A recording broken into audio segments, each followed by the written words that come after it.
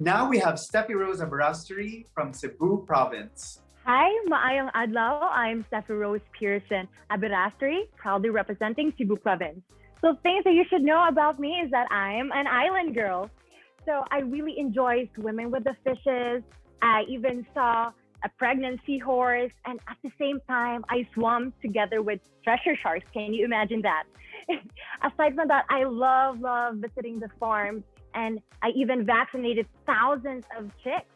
And lastly, I'm a Sinulog dancer and a woman of God. So that's it about me. Thank you so much. So Steffi, on a scale of 1 to 10, how would you rate your beauty and why? For me, I rate my beauty, of course, 10. I'm really blessed at what God has given me and also my parents because of that. For me, beauty is about being comfortable with your own skin, like knowing and accepting who you are. For me, that's really beautiful. And beauty is skin deep. It's not just about the physique, but it's what's really in here. For me, that's beautiful. That's why I rate myself 10. Thank you. Do you think there should be stricter censorship on social media because of widespread misinformation, defamation, and cyberbullying? For me, I totally agree with that. With now me as a social media person, as a queen plus tindera, I've always been into social media. And it's really important for me to filter what I post and what I share. And now people are taking advantage of the disadvantages of social media. Like, we have to remind ourselves and put a borderline for us not to hurt other people. And remind that to make use of the social media the way it is designed. How has the pandemic challenged you? Okay. This pandemic, I've encountered so many problems, but I rose up and stand with this challenge.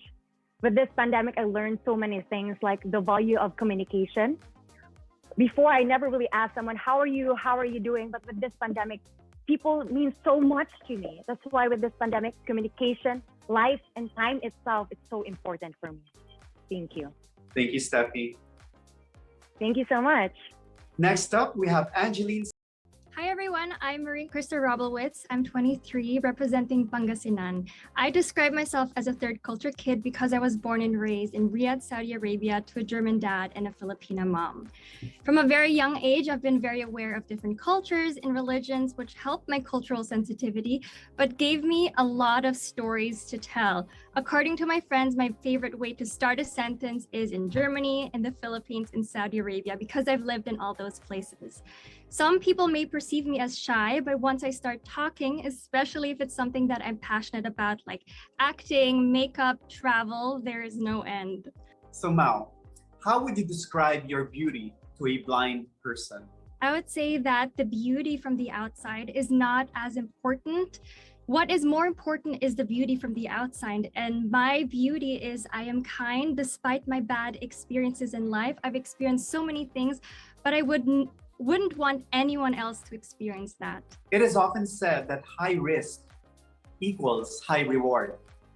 What have you risked in pursuit to become Miss Universe Philippines? I have risked my mental health. I've had a lot of struggles with my mental health, but I know that this journey will make it all worth it.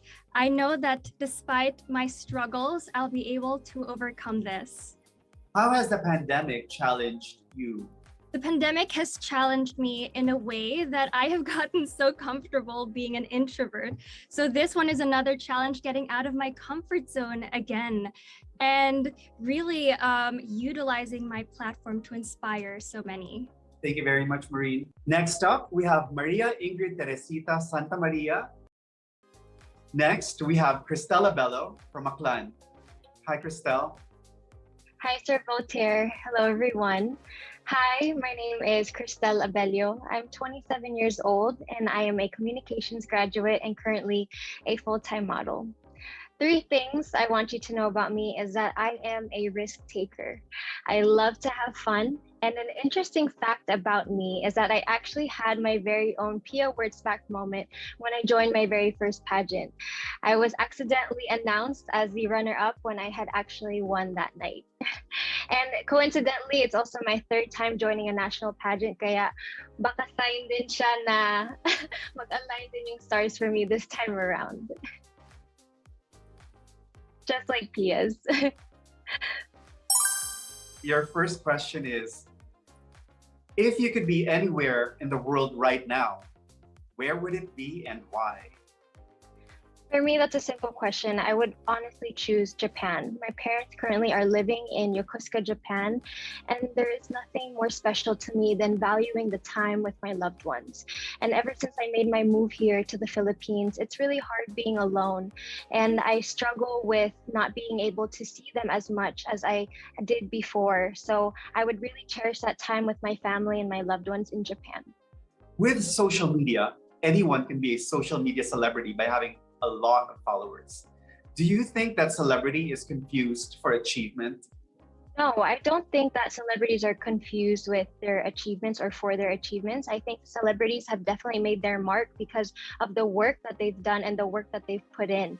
I think that given their platform and their power, they do have a responsibility to be a role model to the youth and to everyone around them. And I believe that celebrities, for the most part, do a good job in maximizing their platform. How has the pandemic challenged you? The pandemic has definitely challenged me in all the ways possible. First of all, I am alone here in the Philippines, which makes it really difficult for me to just be away from my loved ones. And also, I came here to the Philippines. I left my secured job in California. So right now I am not making, any income at the moment. But to be honest, I am just trying to make the most of my time, and I'm happy to be on this journey. Kahit mahirap siya. Thank you, Christelle. Thank you, Sir Voltaire. We now have Noelyn, Rose, Kirsten, Danielle, Delavin from MASBATE. Hello, good evening. Good afternoon, everybody. My name is Kirsten Danielle Delavin, and my nickname is Kisses. I am from MASBATE City, and the story that I want to tell you is that I am a miracle baby. My mother and father had 8 pregnancies, and I was the only one who survived. And when I was 6 years old, I suffered from a viral encephalitis with only 5% chance of living, and I survived. I think that the universe has been very kind to me, and I think that it's my job to give back that kindness. Thank you. Your first question is, some people say that pageants foster stereotypes. What would you tell them? Mr. Voltaire, I think that belief is in itself a stereotype. There is no good thing or bad thing, it's how you think about it. And actually, joining a beauty pageant and being your truest self, that is the best way to break that stereotype. It's all in the mind. It's about expressing yourself and being truly who you are. Thank you. According to Shakespeare, the eyes are the windows to the soul. What would people see if they looked into your eyes? Mr. Voltaire, I absolutely love that quote, and I think that the eyes are the first thing I see when I look at someone. And in my eyes, people can see that I am ready for this. I think of the Miss Universe job as something that I was born to do, and that I will be putting my whole heart into it. Thank you so much. Lastly, how has the pandemic challenged you? Mr. Voltaire, I think that being away from my work, which is in showbiz, I get to be with people every day in show business and make them smile. So 1.5 years of not being able to do that has been very sad, but I was able to recalibrate and remember who I was with, who I inspired before I even came to showbiz. And I think it's very important to really recenter. Thank you very much, Kisses. Hi, Megan. Hi, I am Megan Julia Roa Digal, 25 years old from the province of Bukidnon. I have been working as an OFW for 3 years in Phuket, Thailand as a marketing and communications coordinator at a hotel. So when I'm not working, I love to surf and surf skating, also eating. And a few lessons that I have learned living the island life include being grateful, living in the moment, and making the most out of the situations that life gives you. Just like right now, I am in quarantine, but I am making the most out of the very limited resources that I have. Also, aside from being very spontaneous, it has taught me to be determined and persistent. So for your first question, Megan, What event in history would you have loved to experience yourself? Hi, sorry. One event in history that I would have loved to experience is the battle in Mactan in Cebu, because a lot of people have different versions of it. And for me to be able to see that historic moment is probably one for the books. Next question is, how would you encourage someone who doesn't care about pageants to help with your cause? To encourage someone who doesn't care about pageants to support me in my cause is to tell them that being in a beauty pageant gives you a great platform to voice out all the things that you're passionate about. In my case, it is diversity and inclusion when it comes to beauty, for us to be able to acknowledge and to be more accepting to the different beauties of the Filipinas. So that is one way that I would. How has the pandemic challenged you? This pandemic has indeed brought a lot of challenges and hurdles to me. However, it has made me stronger, more resilient, and more persistent. And it made me be a beacon of hope to the people around me, especially now in this situation. I was able to get out of Thailand and find a way to make it here to the Philippines, despite all the protocols and changes in rules and the canceled flights. It has been like a story of hope for everybody out there. Thank you, Megan. Jazz. And now we have Simone Nadine Bornilla from MARINDUQUE. Hello everyone. So a few things about me that aren't typically on paper is that I've actually done ballet, musical theater, and choral competitions when I was younger. I'm also raised by two gay men, so you can just imagine how ecstatic they are, knowing that their only daughter is very much interested in pageantry. And I also have a pageant sister actually in India, and she's also vying for her country's crown. So we're really, really hoping to see each other again on the international stage. Your first question is, do you think that today's youth are facing greater pressure than previous generations? If so, in what way? I think that today's youth is definitely experiencing much more pressure compared to other generations, especially with the advancement of social media, of technology, in like overall, because we're more exposed to the ideal standards that society put up as to how a person should be, and that's why I think that it's more difficult right now for us. Who do you think is the most influential Filipino today? I think that the most influential Filipino today is I still think it's Miss Pia Wurtzbach. Of course, I remember how she competed, and she was very much persevering through it all. And I think that that's something that I really admire. It's something that every young girl admires from her. She taught me a lesson that I could apply in my everyday life, and that's to never give up on something that you really want. How has the pandemic challenged you? I think that the pandemic has definitely challenged everyone because it changed the way that we live our everyday lives. And so although it may have been challenging, I think that it's also refreshing because it gave us a new perspective as to how we can go about doing things. Thank you, Nadine. And now we have Beatrice Luigi Gomez from Cebu City. Hello, Bea. Hello everyone, good afternoon. I'm Beatrice Luigi Gomez. I'm 26 years old and I'm from Cebu City. I love sports and my favorite game is volleyball. And when I have a free time, I go to the beach and I do scuba diving. And when I want to spice up my workouts, I do a few rounds of boxing, and I do most of these things with my girlfriend, Kate. We've been together for 6 years, going 7 in a few months. And in the height of the pandemic last year, we adopted a Pusang Pinoy and we named him after a chocolate bar. His name is Twix, and I'm very obsessed with my cat. Bea, if you had the opportunity to live for 200 years, would you do it? If I had the opportunity to live for 200 years, I would definitely do it. In just a few years' time, we try to crunch everything that we can to be able to do a lot of things and imagine the things that we can do if we live for 200 years. So I definitely will. Do you think that being a role model gives the people the right to know everything about your personal life? I believe they only need to see the goodness in me and not literally everything, especially not my personal life, but they just have to filter out the things that they can learn from.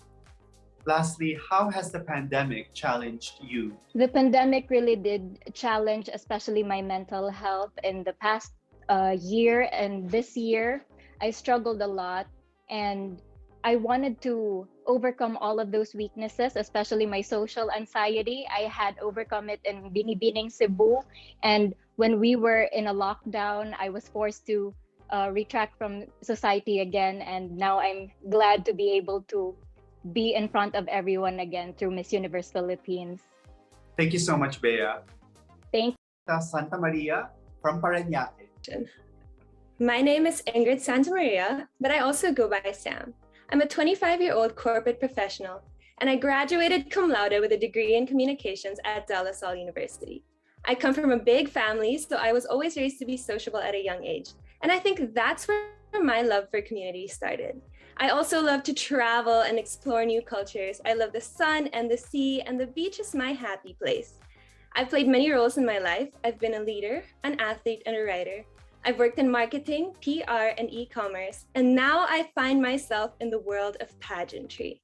I'm somebody who faces challenges head-on, and this journey marks the beginning of my transformation into a phenomenal woman. If you were asked to give a speech to a group of graduating students who missed school physically and events like the prom and graduation, what is your message to them?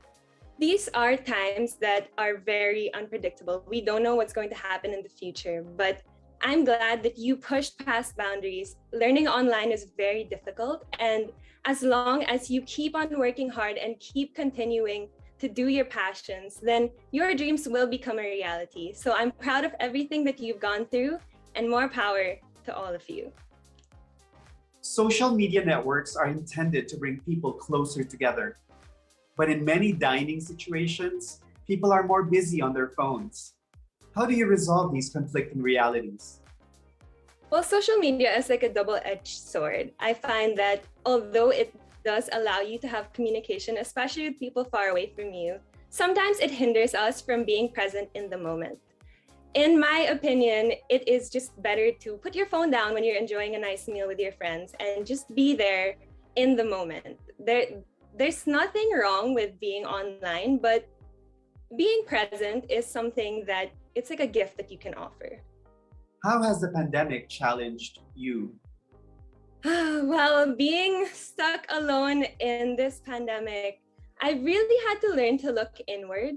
I've had to learn to love myself and to fully take care of myself. And it's allowed me to become in tune with my passions and hobbies. And I've even written down some goals and plans for the future.